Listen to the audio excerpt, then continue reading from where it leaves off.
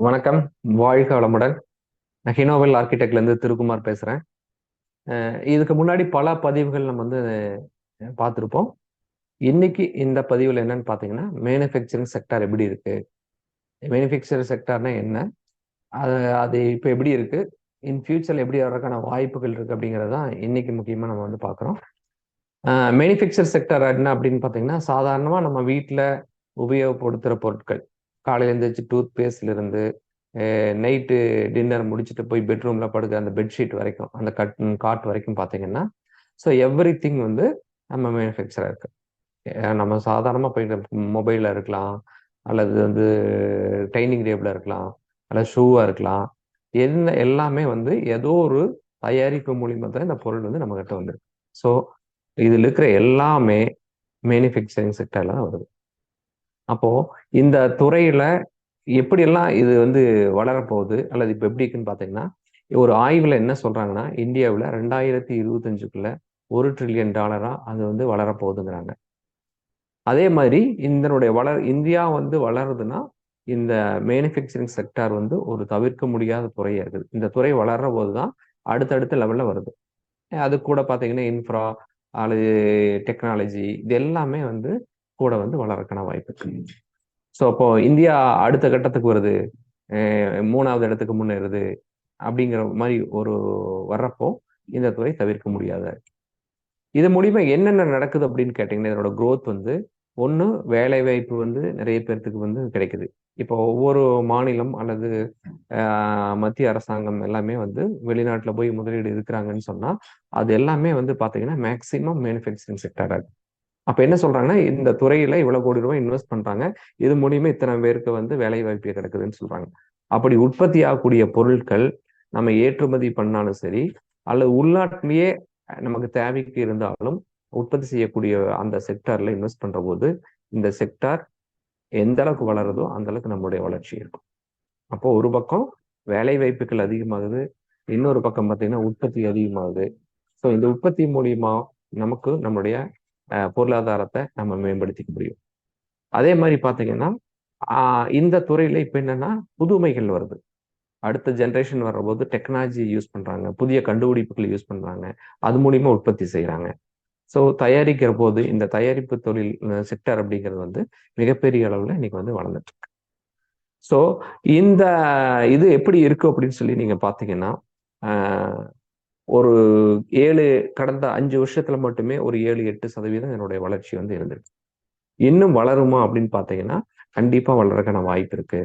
உதாரணத்துக்கு வந்து இப்ப சீனால பார்த்தீங்கன்னா, யுஎஸ்என்னுடைய அவங்களுடைய இம்போர்ட் வந்து 22% இருந்தது சைனானோடது.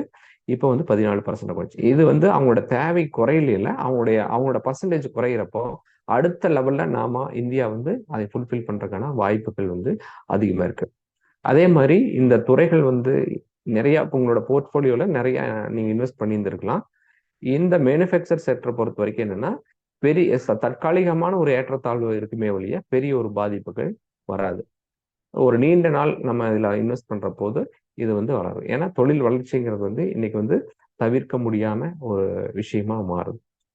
அப்ப நீங்க இந்த துறை வந்து உங்களோட போர்ட்ஃபோலியோல வச்சுக்கிறதுக்கு, உங்களுடைய ஃபினான்ஷியல் கன்சல்டன்ட் இருந்தாங்கன்னா, ஏற்கனவே நீங்க இன்வெஸ்ட் பண்ணியிருந்தீங்கன்னா, அது என்ன பெர்சன்டேஜ் இருக்கு? இது எவ்வளவு வச்சுட்டா பெஸ்ட்டா இருக்குங்கிறத நீங்க ஆலோசிக்கலாம். அல்லது புது இன்வெஸ்டர் இருந்தீங்கன்னா, என்ன மாரி பண்ணலாங்கிறத நீங்க அவங்களுடைய ஆலோசனை எடுத்துட்டு பண்றதுங்கிறது பெஸ்ட்டா இருக்கும். ஸோ இப்போ எல்ஐசியில வந்து ஒ ஒரு இதே மேனுஃபேக்சர் செக்டார வந்து கொண்டு வராங்க. இப்போ நமக்கு ஒரு ஒரு அரிய வாய்ப்பு என்ன அப்படின்னு பார்த்தீங்கன்னா, ஒவ்வொரு கம்பெனியும் வந்து ஒவ்வொரு துறைக்கான ஃபண்ட வந்து கொண்டு வந்துட்டு இருப்பாங்க. அப்ப நாம இந்த செக்டார்ல நம்ம இன்வெஸ்ட் பண்றோம் அப்படிங்கிறது வந்து நேரடியா நம்ம வந்து ஷேர் மார்க்கெட்ல இன்வெஸ்ட் பண்ணலாம்.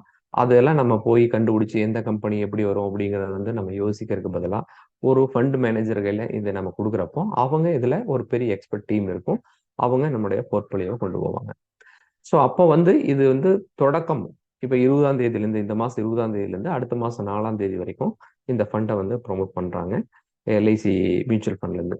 அப்ப என்ன கிடைக்கும், என்ன பெனிஃபிட் பார்த்தீங்கன்னா, இது வந்து ஒரு யூனிட் ரூ. 10 அப்படிங்கிறதுல கிடைக்கும். ஸோ இந்த வாய்ப்பை நம்ம பயன்படுத்திக்கலாம். இப்போ அவங்களுடைய அனலைஸ்லயும் நாம சொன்ன மாரி, இந்த ஃபண்ட் பொறுத்த வரைக்கும் நீங்க ரா மெட்டீரியல்ல இருந்து ஒரு ஒரு பயன்படுத்தக்கூடிய அளவுக்கு தயாரிக்கிறது இருந்தாலும் சரி, அல்லது டூல்ஸ் வச்சு செஞ்சாலும் சரி, அல்லது வந்து ஒரு மேன் பவர் வச்சு பண்ணாலுமே அது ஒரு மேனுஃபேக்சர் செக்டார்னு சொல்றாங்க. அதே மாதிரி இப்ப நம்ம பர்டிகுலரா பாத்தீங்கன்னா ஆட்டோமொபைல், பில்டிங் கான்ட்ராக்ட், இந்த மாதிரி ஒரு 7-8 துறைகள் வந்து நம்ம இதற்கான வாய்ப்புகள் இருக்கு அப்படிங்கறத இந்த ஸ்லைடு மூலியமா நம்ம வந்து பாக்குறோம். ஸோ இது வந்து இந்தியாவில் இதனோட growth எப்படி இருக்கும் அப்படிங்கிறது அவங்களோட அனலைஸ் பார்த்தீங்கன்னா, இங்க வந்து நமக்கு தேவையான அளவுக்கு மேன் பவர் இருக்குது. அதே மாதிரி பார்த்தீங்கன்னா இந்தியாவில் தான் வந்து எனர்ஜிக்கான காஸ்ட் மற்ற கண்ட்ரிகளை கம்பேர் பண்றப்போ எனர்ஜிக்கான காஸ்ட் வந்து இங்க கம்மியா இருக்கு. அதே மாதிரி இப்போ கவர்மெண்டோட பாலிசிஸ் வந்து இந்த மேனுஃபேக்சர் செக்டர் growth ஆகிறதுக்காக அவங்க ரொம்ப சப்போர்ட்டிவா அவங்களுடைய பாலிசி இருக்கு அப்படிங்கிறத பார்க்குறோம். அதே மாதிரி முன்னையெல்லாம் பார்த்தீங்கன்னா ஒரு பொருள் கம்ப்ளீட் ஆகணும்னு சொன்னா ஒரு குறிப்பிட்ட பொருள்கள் இந்தியாவில் தயாரிப்பாங்க. சில வந்து உதிரிப்பாகங்கள் வெளிநாடுகளில் வாங்குவாங்க. ஸோ அதெல்லாம் இல்லாம உதாரணத்துக்கு நிறைய ஒரு சில பார்ட்ஸ் வந்து சைனால இருந்து வாங்குவாங்க. இப்ப அப்படி இல்லை. மேட் இன் இந்தியா இங்கேயே வந்து எல்லாமே தயாரிக்கக்கூடிய அளவுக்கு இருக்கு. அதை ஏற்கனவே நான் சொன்ன மாதிரி நம்ம நாடு தான் வந்து உலக லெவல்ல வந்து ஒரு பெரிய ஒரு விற்பனையாகக்கூடிய சந்தையா இருக்கு. ஸோ நம்ம உள்நாட்டிலேயே நம்ம தயாரிக்கக்கூடிய பொருள்கள் எந்த அளவுக்கு எக்ஸ்போர்ட் பண்ணக்கூடிய வாய்ப்பு இருக்கோ அதே மாதிரி உள்நாட்டுல இருக்கிறதுக்கு இருக்கு. அப்போ நான் ஏற்கனவே சொன்ன மாதிரி பாத்தீங்கன்னு சொன்னா இந்த செக்டார்ல நீங்க சிங்கப்பூருக்கும் நம்ம இந்தியாவுக்கும் எடுத்தீங்கன்னா 3 மடங்கு குறைவா இருக்கு. இல்ல பக்கத்துல இருக்கிற சைனா எடுத்துக்கிட்டீங்கன்னா கூட அவங்க 6.5 இருக்குன்னா நம்ம 6 தான் இருக்கோம்.